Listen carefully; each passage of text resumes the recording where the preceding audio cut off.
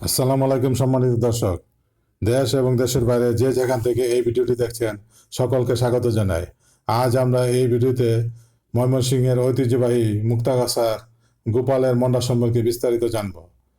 ময়মনসিংহ জেলার মুক্তাগাছা উপজেলার নাম শুনলেই সবার আগে মনে পড়ে বিখ্যাত মুক্তাগাছার মন্ডার কথা। এটি শুধু একটি মিষ্টি নয়, বরং কয়েকশো বছরের ঐতিহ্যের প্রতীক হয়ে দাঁড়িয়েছে। বিভিন্ন স্থানে মন্ডার দোকান দেখা গেলেও মন্ডার আদি এবং আসল মন্ডার দোকান এইটাই।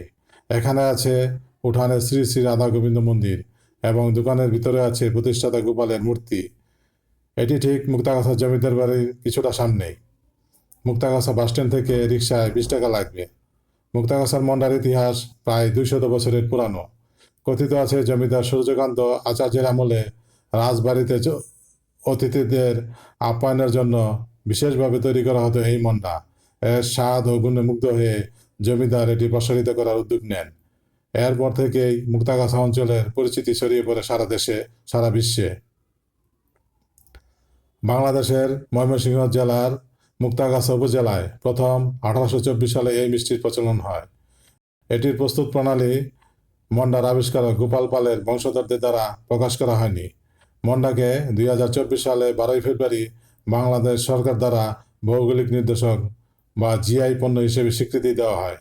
বর্তমানে গোপাল পাল পরিবারের পঞ্চম বংশধর শ্রী রামেন্দ্রনাথ পাল ভ্রাতৃদ্বয় এই মিষ্টির ব্যবসা পরিচালনা করেন। যারা এই অসাধারণ মিষ্টির স্বাদ গ্রহণ করে ভূয়সী প্রশংসা করেছেন তাদের মধ্যে হলো উপমহাদেশের বিখ্যাত উস্তাদ আলাউদ্দিন খাঁ, পশ্চিমবঙ্গের সাবেক মুখ্যমন্ত্রী ডক্টর বিধানচন্দ্র রায়, নেতাজি সুভাষচন্দ্র বসু, রাশিয়ার জোসেফ স্তালিন, পাকিস্তানের আইয়ুব খান একে পূর্ব পাকিস্তানের মেয়া বলতেন, আব্দুল হামিদ খান বাসানি, চীনের মাও সেতুং, সাবেক রাষ্ট্রপতি আবু সাইদ চৌধুরী, শেখ মুজিবুর রহমান, ইন্দিরা গান্ধী, রানী দ্বিতীয় এলিজাবেথ, জিয়া রহমান, কাদের সিদ্দিকী ও কামাল হোসেন সহ দেশ বরণ্য আরও অনেকেই।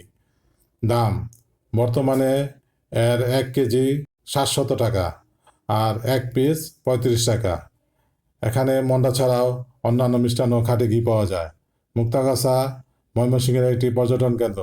এখানে দর্শনার্থীরা আসলে মুক্তাগাছার জমিদার বাড়ি ভ্রমণ করেন এবং সেই সাথে মুক্তাগাছার মন্ডা তো অবশ্যই খেয়ে যান এবং পরিবার পরিজনের জন্য মন্ডা কিনে সাথে করে নিয়ে যান।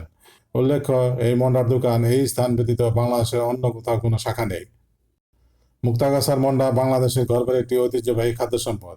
এর দীর্ঘ ইতিহাস, স্বাদ এবং সাংস্কৃতিক তাৎপর্য একে শুধু একটি মিষ্টি নয়, বরং মুক্তাগাছার পরিচয়পত্রে পরিণত করেছে।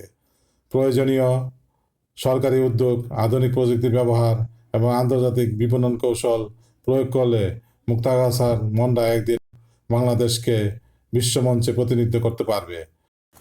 এই ভিডিওটি মনোযোগ সহকারে দেখার জন্য আপনাদের সকলকে আন্তরিকভাবে ধন্যবাদ।